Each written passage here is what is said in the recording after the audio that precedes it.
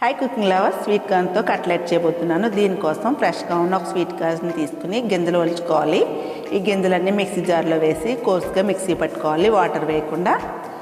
ఒక బౌల్ తీసుకుని ఉడికించిన బంగాళదుంప వేసి స్మాష్ చేసి ఇందులోకి మిక్సీ పట్టిన గట్టిగా ఉన్నటువంటి ఈ స్వీట్ కార్న్ పేస్ట్ని కూడా వేసుకుని ఇందులోకి చిన్నగా కట్ చేసిన ఉల్లిపాయ ముక్కలు, ఒక క్యారెట్ తురుము, కొత్తిమీర, అల్లం వెల్లుల్లి పేస్టు, సరిపడా సాల్ట్, కొద్దిగా పసుపు, కారం, పావు టీ స్పూన్ మసాలా పొడి, ఆమ్చూర్ half teaspoon, bread crumbs పావు కప్పు, 2 టేబుల్ స్పూన్ కార్న్ఫ్లోర్, ఇవన్నీ వేసి గట్టిగా ముద్దలా కలుపుకోవాలి.